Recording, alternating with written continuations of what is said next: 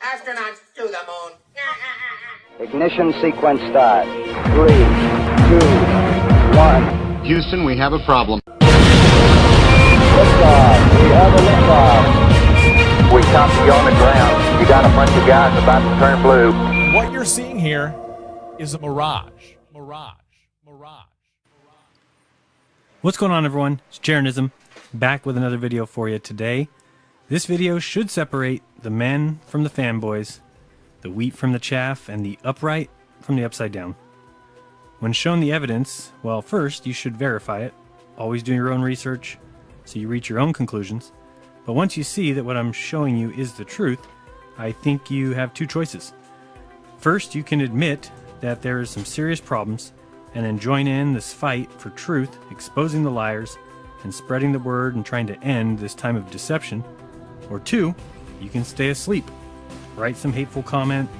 This way you feel better about that lie you're living, continue fighting on behalf of the liars, doing their dirty work, and in the process continue to hold back humanity, while we all continue to be scammed by those whose goal is to deceive and dumb down each and every one of us until not a single rational or thinking human being remains.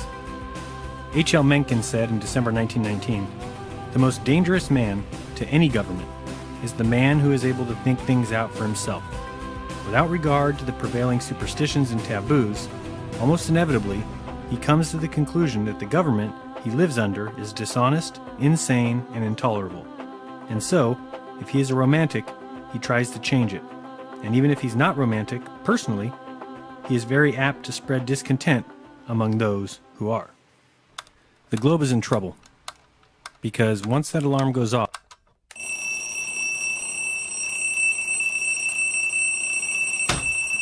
and you wipe away the gunk from your eyes and finally you can see the truth, there's no going back. You can't unsee the truth. You can't reapply the grogginess and the gunk. You're awake. And while you still might have to decide what to wear and what route to take to work, one thing you do know is that you can't go back to sleep. So what is it that you will know or realize by the end of this video? Well, you should realize that Antarctica is not what we've been told. So let's get it on with the evidence. Now think for some pretend second here that we're on a ball in the endless space, spinning on an axis. Such place would have two very interesting locations, a North Pole and a South Pole. The North Pole is pretty well documented, and there may be more to find there, but the place that we're going to discuss today is the southern continent, the South Pole. The Antarctic Treaty prevents countries from laying claim, prevents any kind of military action, and prevents you and I from going and taking a look. Luckily, we can review videos and webcam footage to get an idea of what exactly is going on down there. Now, let's say we are trying to prove the globe or trying to prove it's flat. Should be very, very easy, right? I mean, on a globe, we would have a 24-hour sun in the southern summer. That means that the sun would circle the continent. That's quite different from the flat Earth model where the sun circles the entire Earth from above, and since Antarctica is around the outside, well, that doesn't include a circling sun, at least not around you at the bottom continent. Okay, let me show you what the difference between the two options would be. First, we're here at Neve.com, and the link is in the description if you want to check this out. And for someone at the pole, this is what we should see. I'm in Antarctica. It's December 19th. And we're going to start moving the clock here ahead just hour by hour to see what the sun does, or should do on a globe. We're at midnight here, so we're pumping ahead 2, 3, 4 o'clock. And you'll see the sun just does a 360 around the southern continent, which should be really evident and great proof of the globe. Show a couple video camera feeds or webcam feeds of that sun doing exactly that and shadows making a 360-degree turn. And there's your proof, flat Earth, dead in the water. So here we have another globe perspective. The sun standing still there on the left, and the bottom of the bogus ball would be rotating clockwise, causing the sun to shine 24 hours a day on the South Pole. which is vastly different than if we are looking at a flat Earth. Whereas a flat Earth with the sun making the trek daily around the Earth, somebody who is standing near the South Pole or in Antarctica would always see the sun coming from their northeast and heading off to their northwest. And so they would see something a little bit more like this image, which shows you exactly what I believe we are seeing. On the top there, I put a little view of what it would look like from Antarctica, and you can see the sun starting in the upper right and traveling to the left and heading out towards the northwest. Okay, so we now understand what we should see if the globe were the case. If the sun actually circles the southern continent and the Earth was a globe, then this should be absolutely easy to prove, right? There would be a ton of evidence of this easy to prove fact. Isn't that right? We should have video footage in abundance of the sun circling the continent, causing the shadows to do 360-degree turns around an item. I hope you agree with me.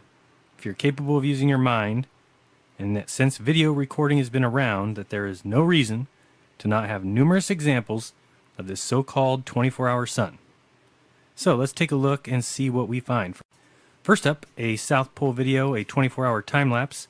Oh good, 360-degree shadows. Let's watch. Here it comes. Alright, so here we are at the South Pole. No way of faking this video, huh? But let's watch anyway and see.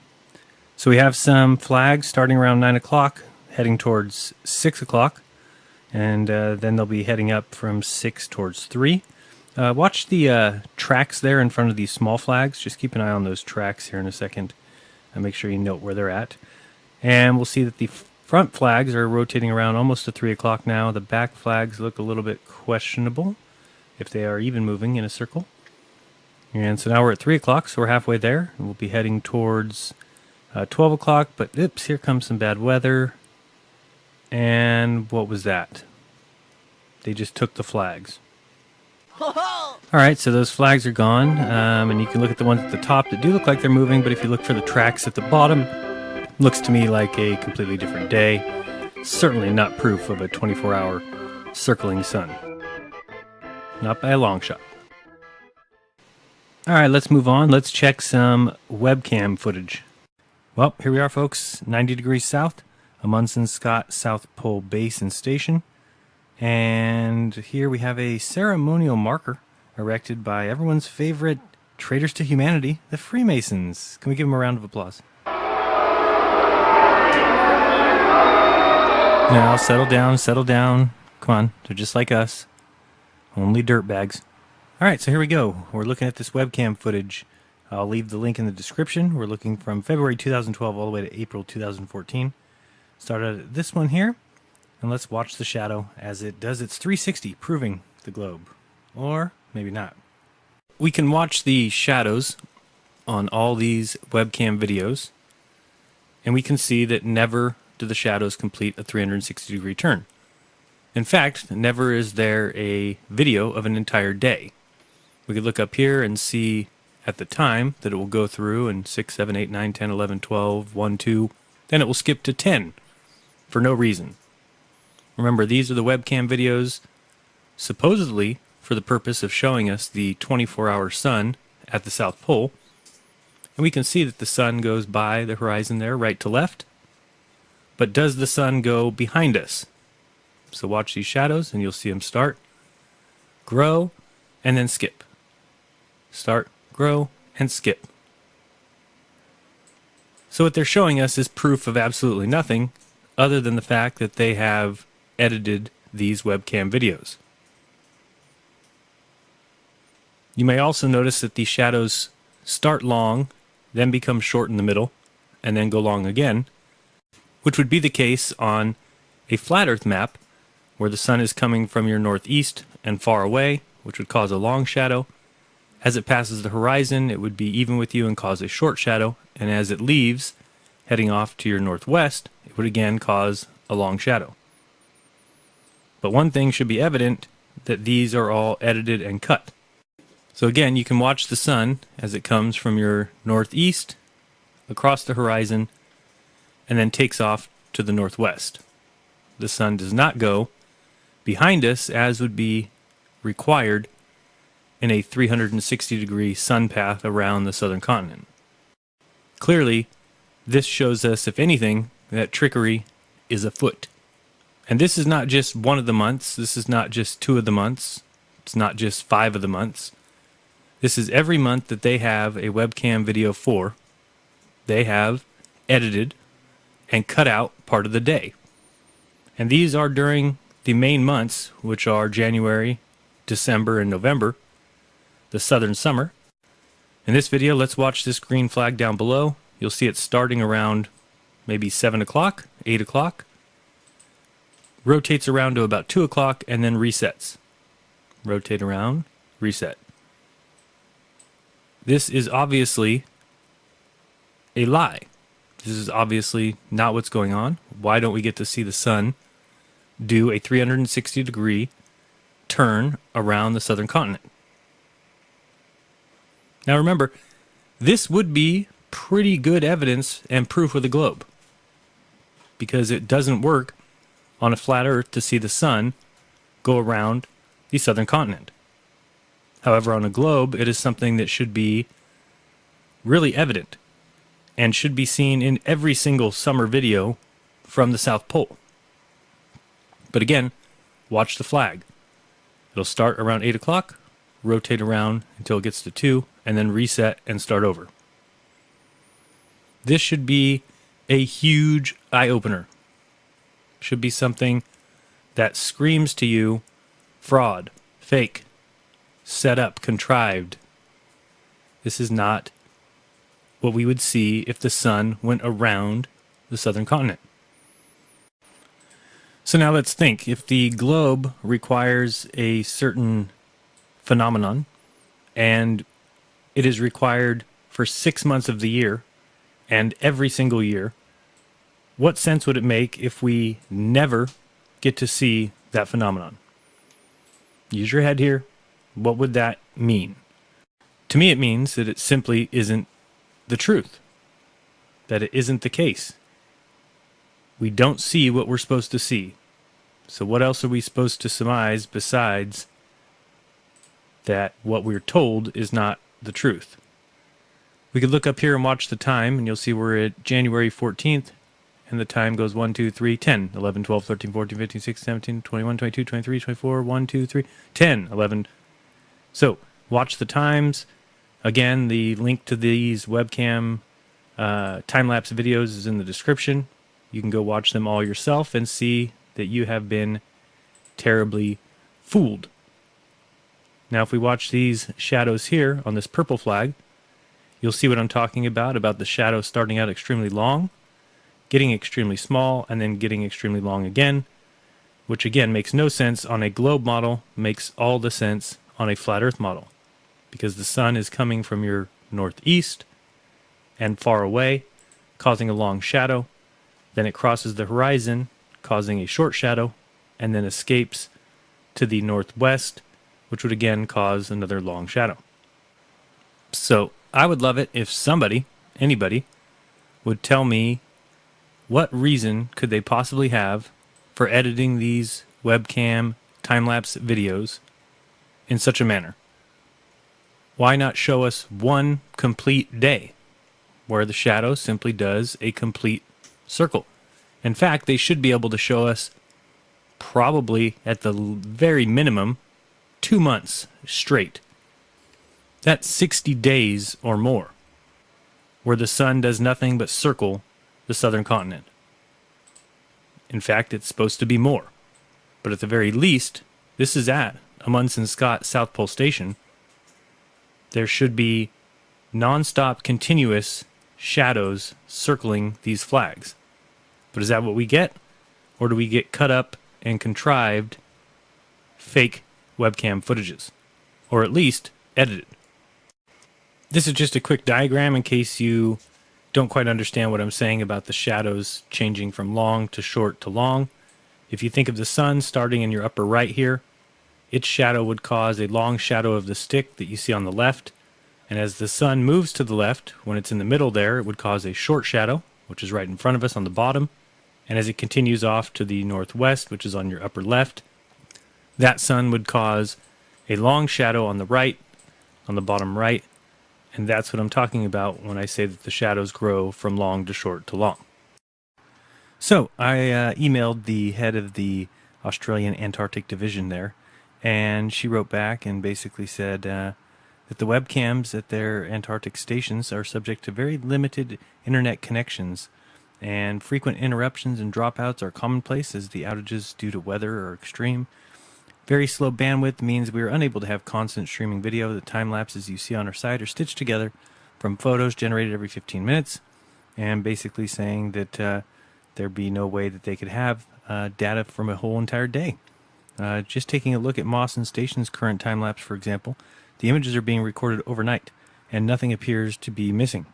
If you do notice anything absent on any of our webcams, please let us know the specifics so we can investigate any potential faults or even maybe restore images where possible. So I'm like, what the hell are you talking about? Why don't you have complete day's videos? You're cutting them yourself. So I wrote back, and she responded with, "Hi Jaron, I've spoken to our web manager, who was not available earlier. He let me know that some frames are actually missing by design. Because the webcams were set up so long ago, he had forgotten about a script he had written to omit frames that are mostly all black to save on space, bandwidth, and overall quality of the video. Chunks of time with just black screens are a bit of a waste," he said, "that if there is any reasonable light source in the image, then the image would not be omitted, and that the missing frames are based only on the amount of light in the image. Thanks for your email. We will now add this to the FAQ for future webcam visitors." And if you can't tell, this is complete and total horseshit, because what we were just looking at was the summer months when there is no night.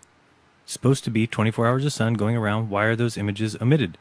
So I said, "Jen, I still think you aren't quite understanding what I'm saying. If you have time-lapse webcam footage from the Amundsen Scott base, then why is there no 24-hour sun video?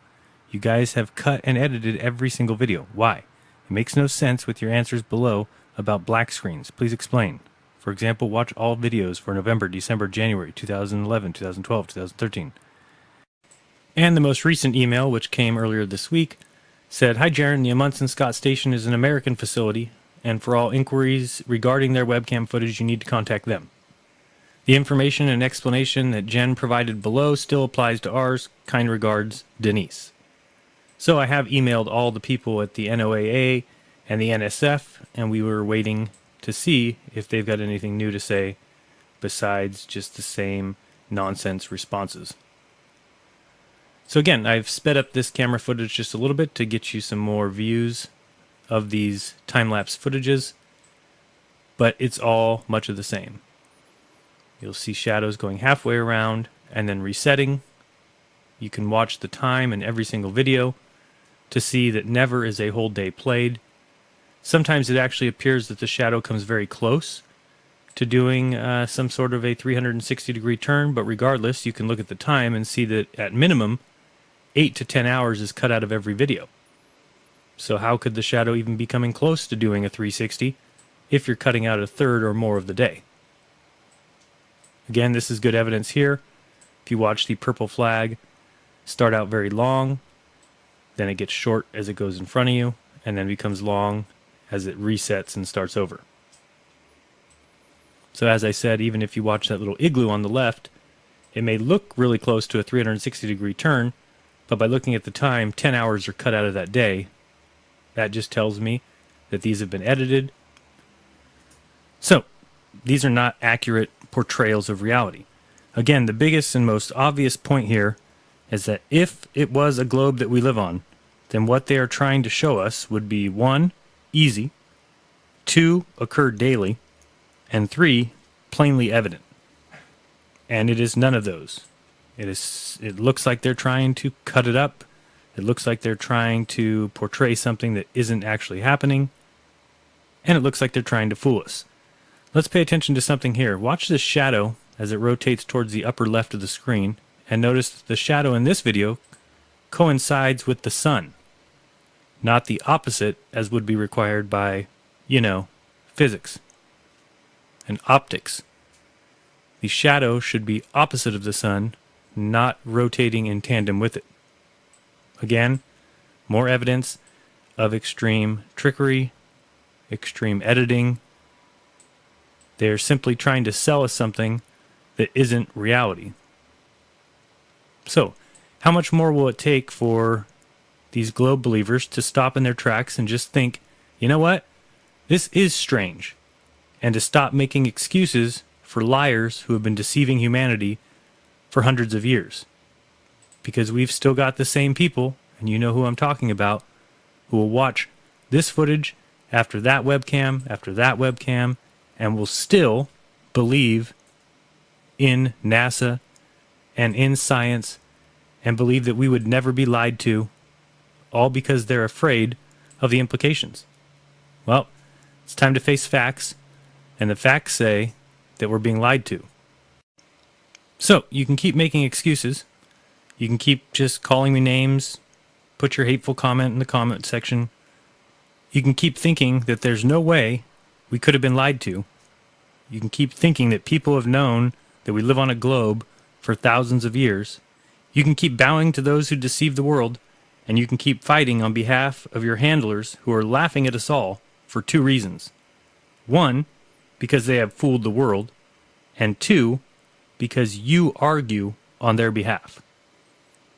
That is pretty funny, to have convinced people of a lie so strongly that you have the people who are lied to defending those liars and arguing on their behalf.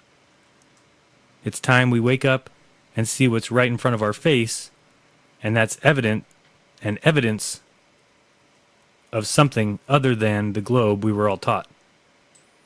If it's a globe, then someone show me the 6 months of video footage of the shadows doing a 360-degree turn at the South Pole Station. Should be easy, should be in abundance, should be evident, and should be all over the place. Yet we find none.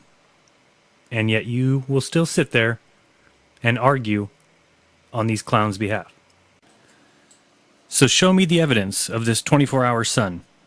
Show me the time-lapse videos that should be in abundance yet can't be found anywhere. Now, you may find a video out there somewhere that shows one day of the sun doing something like a 360-degree turn, but where are they in abundance? Here's a video someone sent me. I don't want to use it for copyright reasons, so I have a link in the description below, and I'll point out 3 things for you to watch when watching this video. I'm sure you've actually seen this video before, the one with the watch in the lower left-hand corner. But take a look first at the shadows, or the lack thereof, of these mountains. Then look at the shadows of these poles or sticks off in the distance. And lastly, look at the shadow of this huge mountain. And finally, watch the sun rays that come from this sun and tell me this is reality. Now, someone is clearly playing stupid here, folks.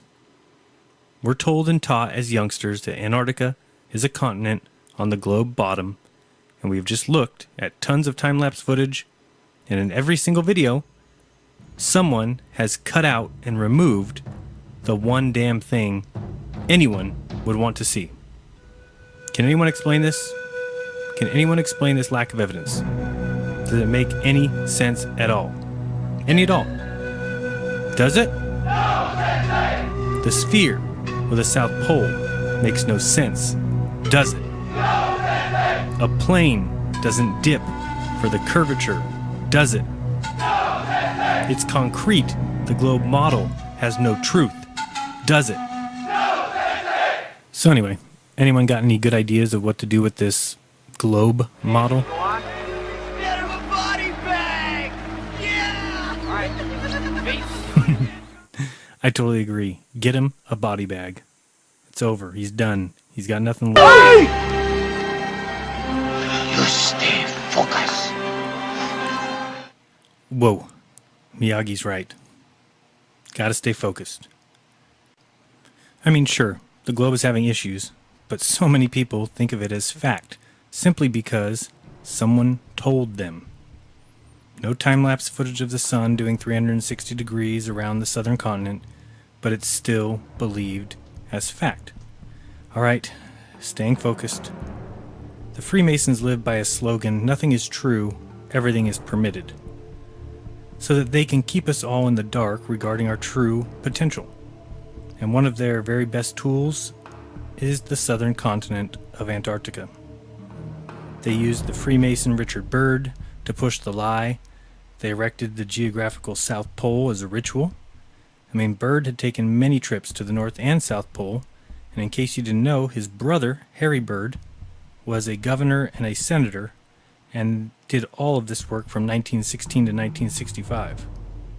Both of them born to one of the wealthiest families in Virginia, and a member of the Federal Lodge No. 1 in Washington, D.C., these men will lie for each other and go to bat for each other, and all of them will back each other no matter what. In fact, all of Byrd's travels were financed by John D. Rockefeller. Now, who knows how deep Richard Byrd goes in all this, and exactly to what depth he was involved. He died, or was killed, not too long after Operation Deep Freeze, and his only son, Richard Byrd Jr., was found dead in a warehouse almost a month after his family had put him on a train. Every Mason will tell you that the art of Freemasonry is a glorious example of a most shining and noble morality, yet it's all kept a secret. They tell the lies that keep the world in argument. Now, for some evidence of this Freemason trickery, look no further than the current Guinness record holder for the North-South surface navigation, Sir Rand Fiennes. You can click here for an entire video showing that there is no north-south circumnavigation. And after you've watched this video and that video, if you still believe in the model we were all taught, well, then no evidence exists that will ever get you away from the lie that you love so much. Of course, you know about Freemason Robert Falcon Scott. Of course, this is where we get the name of Amundsen Scott from. You've also heard of the Ross Sea, I presume, which was named after yet another Freemason, Sir James Clark Ross. How about Sir Edward Hillary? Yes, another Freemason, member of the first expedition to cross Antarctica and reach the South Pole by land, doing so from 1955 to 1958. Or we can look at Elisha Kane, who was just another Freemason, also an explorer that is famous enough to have a crater on the moon named after him, and he did his journeys in 1853.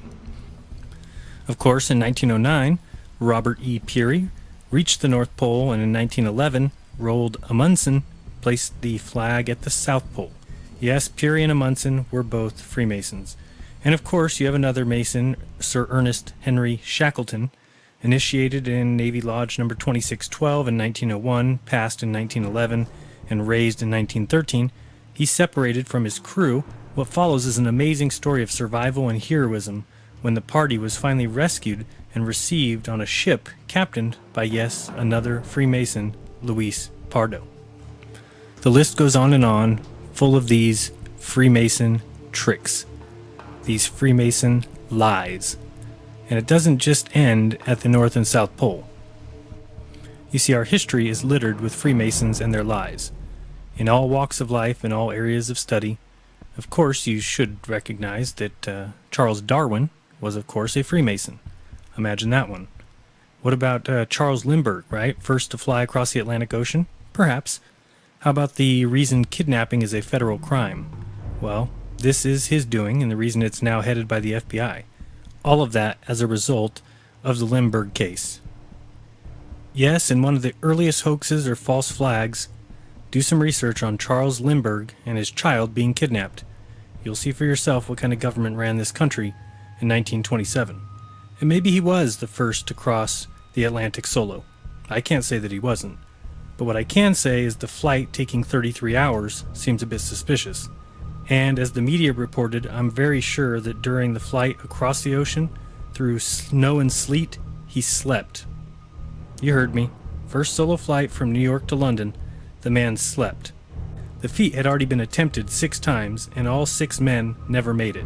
They all died. Yet Charles Lindbergh, the Freemason, he did it, while dodging storm clouds at 10,000 feet and dodging waves as low as 10 feet. He also found time to sleep. Not a worry. Yep, those Masons are amazing indeed. It's like the Mason who went to the moon. And on his first step off the LEM, he pissed on the moon. And when he was ready to leave, the first time ever that it would be attempted, he said, "Roger, Houston, we're number 1 on the runway." Circuit breakers. So all in all, the deception here is becoming clear. Why would there be no footage of a 24-hour sun? Where's the proof? Where's the proof that we live on a ball? Go look at images from 70 degrees north versus 70 degrees south. On a globe, they should be nearly identical, but you'll see that the south is a barren wasteland of ice and penguins, and the north is filled with trees, flowers, bushes, deer, bears, squirrels, elk, and everything else you can imagine. Why do all of these South Pole and Antarctic flights and planes have no windows? Is there something they don't want people to see, perhaps? Like, what's that sun doing? Why is it when you look at the World View 4 satellite images, which cover the United States in a pattern like this, stop in Antarctica like this, in a very circular pattern? Now, do I claim to know how it all works? Hell no. I've been lied to my whole life, like all of you. It certainly could be something like this, or there could be a southern continent like this. There could be no outer ice wall, and more land north and south. There could be Shambhala. There could be the Tibetan tradition of White Island and the Eternal Land. Universally through time, we've had legends that speak of Atlantis, or a sacred land located at the navel of the earth. Hindu mythology tells us about Meru as the mystical mountain of the earth's center. Like the Egyptians, the Indians conceived of a dwelling place of the gods known as Sumeru. Hebrew legends speak of a place in the north called Luz. Many ancient lands speak of a first continent known as the imperishable sacred land, and is the most mysterious of the 7 continents. It is said to be located in the region of the North Pole. This sacred land is stated never to have shared the fate of the other continents, because it is the only one whose destiny it is to last from the beginning to the end. It is the cradle of the first man and the dwelling of the last divine mortal. Of this mysterious and sacred land very little can be said, except perhaps according to a poetical expression in one of the commentaries, that the pole star has its watchful eye upon it. Buddhist texts say that Shambhala can be reached only by a long and difficult journey across a wilderness of deserts and mountains, and warn that only those who are called to have the necessary spiritual preparation will be able to find it. One text says that the kingdom of Shambhala is round, but it is usually depicted as an 8-petaled lotus blossom. The modern theosophical tradition, too, recognizes that Shambhala is a real place. Shambhala, although no erudite Orientalist has yet succeeded in locating it geographically, is an actual land or district, the seat of the greatest brotherhood of spiritual adepts and their chiefs of earth today. From Shambhala at certain times in the history of the world, or more accurately, of our own fifth root race, come forth from the messengers or envoys of spiritual and intellectual work among men. It is surrounded by an akashic veil of invisibility, and an army of airplanes might fly over it and not see it. In it are gathered some of the most valuable records of the human race. There, surrounded by the greatest and most evolved human beings, the silent watcher of earth has his invisible abode.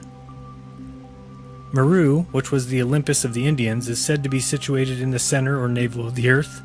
It was guarded by serpents, which watched the entrance to the realm of secret knowledge. According to tradition, it was the land of bliss of the earliest Vedic times. Occult teachings place it at the very center of the North Pole, pointing it out as the site of the first continent over the entire Earth. H.P. Blavatsky states that Meru is not the fabulous mountain in the navel or center of the Earth, but its roots and its foundations are in that navel, though it is in a far north itself. It connects it with the central land that never perishes. Occult teaching also corroborates the popular tradition, which asserts the existence of a fountain of life in the bowels of the Earth and in the North Pole. It is the blood of the Earth, the electromagnetic current, which circulates through all of the arteries, and which is said to be found stored in the navel of the Earth. In the book Paradise Found, William Warren writes, "The earliest inhabitants of the Tigro-Euphrates basin located the center of the Earth, not in their own midst, but in a far-off land of sacred associations where the holy house of God is situated, a land into the heart whereof man has not yet penetrated, a place underneath the overshadowing world tree." The Chaldean account of Genesis we read, "Human beings the great gods created, and in the earth the gods created for them a dwelling. In the midst of the earth they grew up and became great and increased in number. 7 kings, brothers of the same family, Iranian, Indian, Chinese, Scandinavian, and Aztec literature also refer to the ambiguous location of the center of the earth. The Japanese paradise was situated on top of the globe and at the same time at the center of the earth. It was called the Island of the Congealed Drop. Its first roof pillar was the earth's axis, and over it was the pivot of the vault of heaven. Similarly, the Chinese terrestrial paradise was also round in form and is described not only as at the center of the earth, but also as directly under Shangtai's heavenly palace, which is declared to be in the pole star and is sometimes called the Palace of the Center. The Egyptians located their Ta Neder, or Land of the Gods, in the extreme north. Today there is an echo of these ancient traditions in the fact that children send notes to Santa Claus or Father Christmas in his Wonderland at the North Pole, asking for gifts. The Eskimos have legends that they came from a fertile land of perpetual sunshine in the north. In Psalm 48:2 of the Bible, Mount Zion is said to be in the far north. And in Ezekiel 28:13-14, Eden, the garden of God, is placed on the holy mountain of God. In Hebrew tradition, the primeval Eden is sometimes said to be at the center of the earth. According to the Hindu Karma Purana, an island called Shvetadipta, or White Island, lays in the northern sea. More recently, we have even more polar puzzles as far as the open polar sea.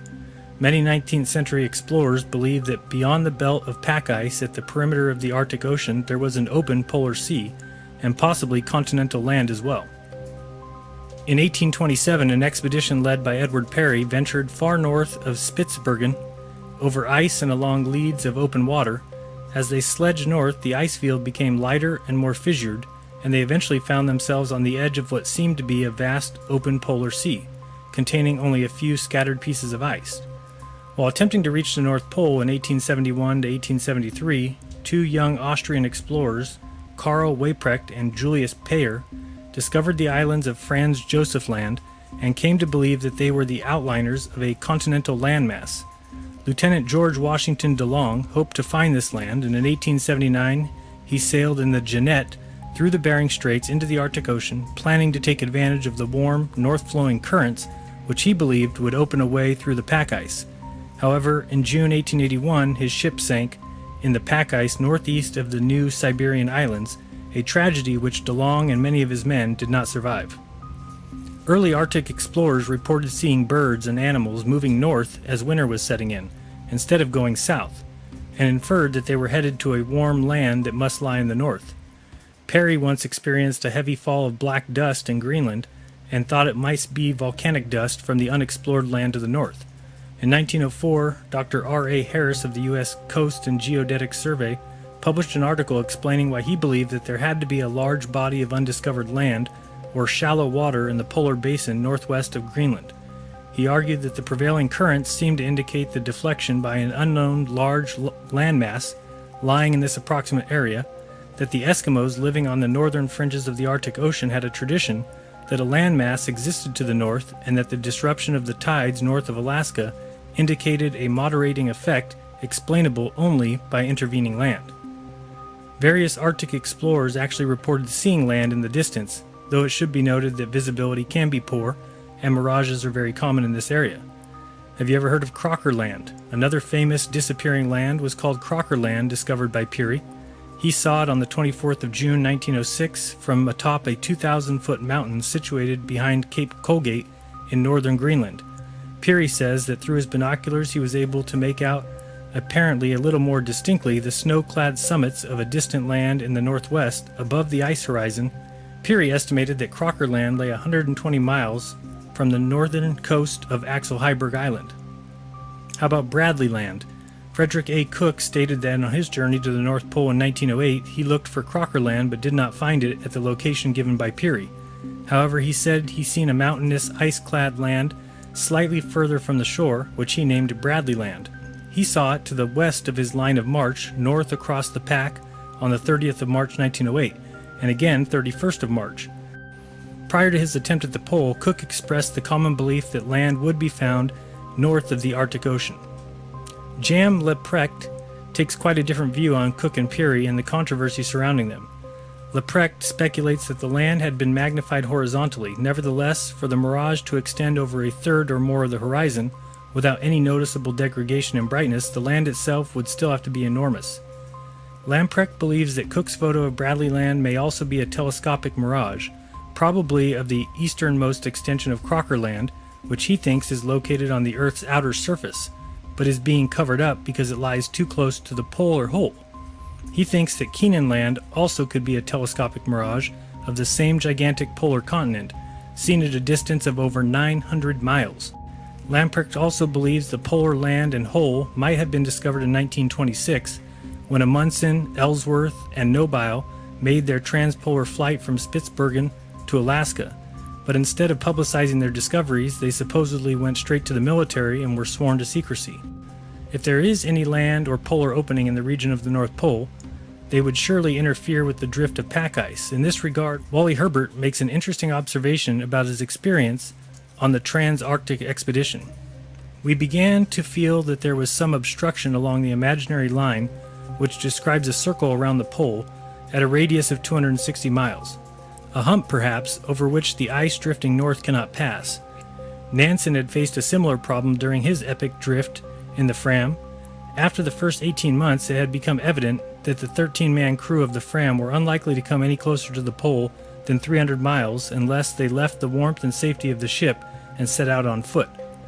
Although it is often said that the Arctic Ocean and seafloor have been thoroughly explored, it should be borne in mind that this ocean is 1.5 times the size of the United States of America, so the possibility of a small opening or island with a tunnel having gone undiscovered cannot be absolutely ruled out, and as far as the possibility of a cover-up is concerned, well, it's worth noting that according to some mystical and esoteric traditions, certain sacred areas of the earth are protected and concealed by the exercise of occult powers. Many people have asked about the 24-hour sun in the south, and while we know that there is no 24-hour sun, we don't know that there's no 24-hour light. If you take a look at a couple of these images, you'll see that if we put anything past these guys, that would be a mistake. The ability to easily reflect or deflect the sunlight, or could it simply be an atmospheric effect? So do I know the answer? Nope. We need everybody doing the research. So the point is, we've been lied to. And step one should be pointing out the lies and exposing the liars. Then we will have people everywhere searching for the truth. So is there an ice wall? Where does it expand to? Is there more land south like the Iron Republic? Or is there a paradise north like the Garden of Eden? The answers are there for us to find once we realize that we live in a lie constructed by Freemasons, Jesuits, Jews, and the priest class. And now, add to the mix scientists, astronomers, physicists, and more. Not because they are hiding it purposely, but because they are too proud and too blind to look into what we're saying. You don't live on a ball flying magically through space. Be kind. Don't lie. Open your mind. There's truth inside. This has been Jeranism. Like this video. Share this video. Till next time. Peace.